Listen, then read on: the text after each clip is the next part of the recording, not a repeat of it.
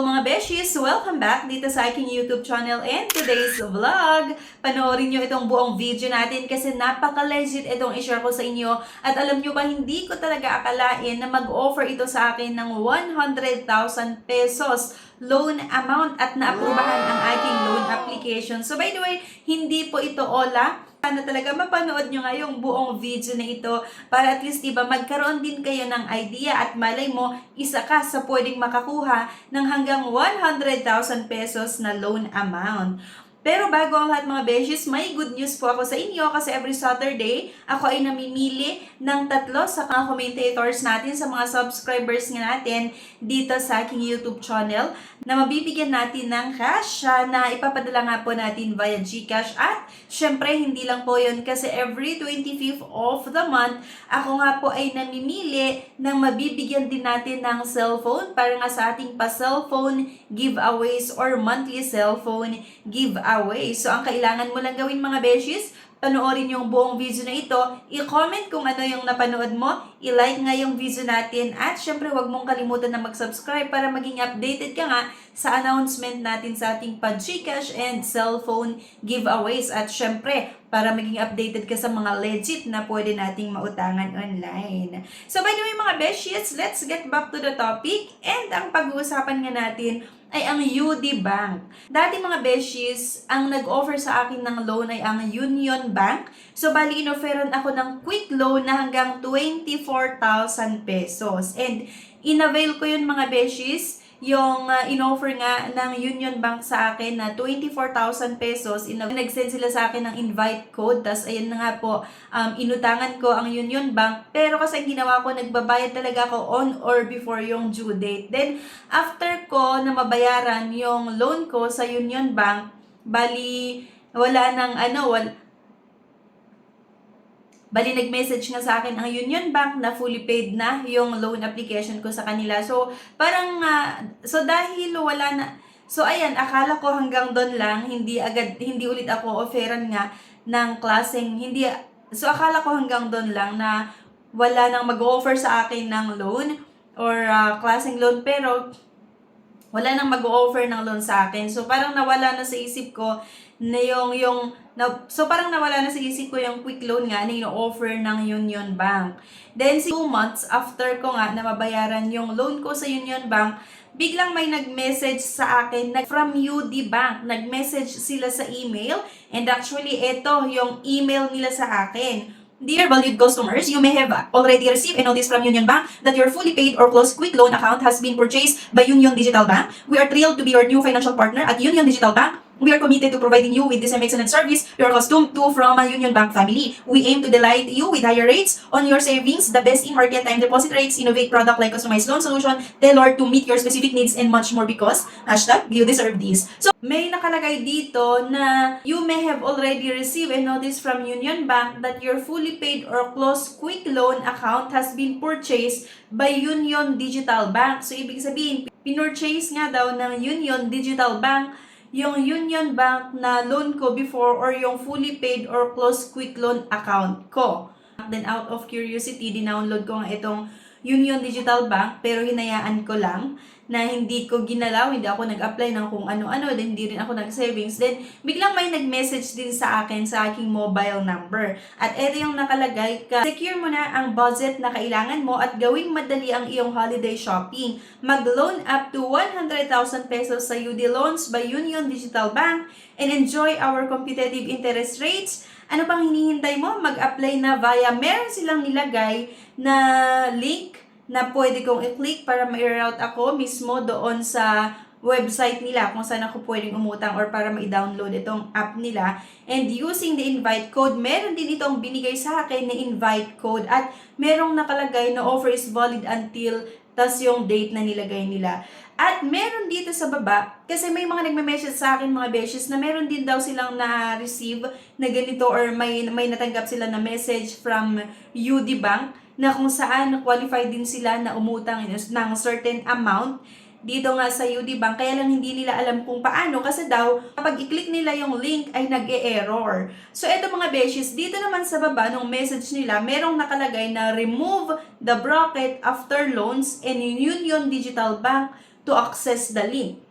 So, kung makikita nyo dito mga beshes, merong nakalagay nga na https://loans, tapos merong bracket na nakalagay doon sa period. So, tanggalin nyo yung dalawang yan. So, balang mangyayari https //loans.uniondigitalbank.io. So, bali tanggalin natin yung may nakalagay na bracket. Okay? Kasi, yun na yung reason, I think, kung bakit nag-e-error yung iba. 'Di ba? Kapag kiniklik daw nila itong link, nag-e-error. Kasi nga po, may nakalagay na bracket na kailangan nating tanggalin. So, may instruction naman din dito sa message nila, like remove the brackets after loans and Union Digital Bank to access the link. So, tatanggalin nga lang po natin yan.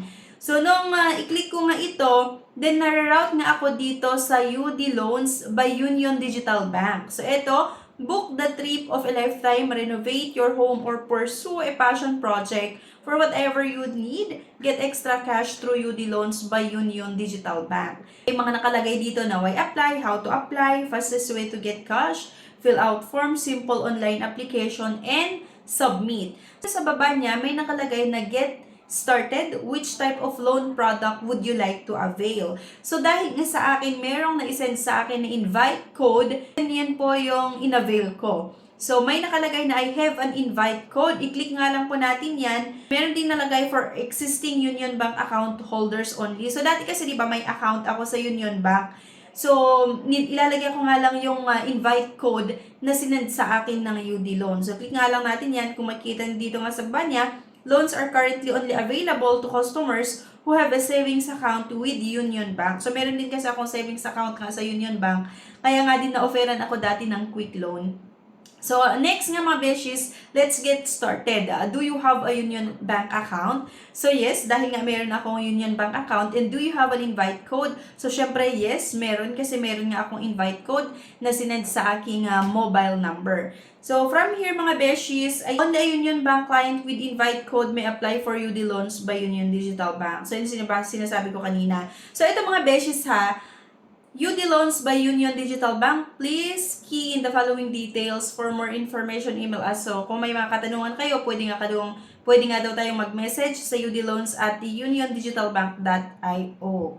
Okay? And dito mga beshies, dito sa mga sasagutan, may mga nagtatanong sa akin, especially itong account number, 12-digit account number. May mga nagtatanong sa akin like, Miss Yana, ano bang account number ang ilalagay? Yung account number ba sa Union Bank dati or bagong account number na kailangan mag-create sa UD Bank app ng account, tas yun yung ilalagay? Hindi po. So, bali ang ilalagay nga natin ay yung Union Bank account number na ginamit mo dati nung nag-quick loan ka. Next nga ay yung email address. Lalagyan nga lang din natin dito. And mas maganda mga beshes kuha ng email address na ilagay nyo dito ay yung ginamit nyo din na email address doon sa Union Bank account nyo before. Next nga yung mobile number, same nga din sa mobile number kung ano yung ginamit nyo na mobile number nung nag-quick loan kayo, yun din po yung ilalagay natin dito, okay? Para hindi mag-error ang inyong loan application. Kasi may mga nagsasabi, actually na-discuss ko din ito before, natabunan nga lang kasi. So may mga nagtatanong sa akin na nag-error nga daw or may mga nagko-comment na nag-error daw, baka hindi yung account number nyo sa Union Bank yung nilagay nyo. And same sa email address and mobile number. I'm not a robot. I-check nga lang po natin yan at send OTP. So may matatanggap ulit tayo na one-time password dito mga beshies. At pagkatapos kong sagutan yung mga infos na hinahanap nga nito, pagka next nga na, eto na, congratulations yung lumabas. You're qualified for a loan for up to 100,000 pesos with Union Digital Bank. This amount is approved based on our careful evaluation of the data available to us. As such, it may be higher or lower than the amount you originally requested. Kung makikita nyo, may nakalagay na dito na 100,000 pesos or 100,000 pesos yung loan amount. Ang problema lang, hindi ko pwedeng palitan yung amount. Kung ano yung offer nila, yun na yun, 100,000 pesos. At may terms nga na 12 months. Okay? 12 months yung pinili natin at may loan purpose. Syempre, ilalagay natin kung para saan ba yung utangin nyo. Tapos, have you taken any loans within the last 12 months? Syempre, no. Do you have any outstanding loans? No pa rin dito. At ito na nga, amortization schedule mga beshi. So, loan amortization, kung 100,000 pesos, possible po na ang magiging monthly amortization nga natin ay 10,046.21. Then, processing fee, may 10,000 pesos na processing fee and monthly interest ay 3%. Monthly AIR, 4.81%. Diba? So, okay na ito na pwede nating utangan kasi mahaba yung payment terms.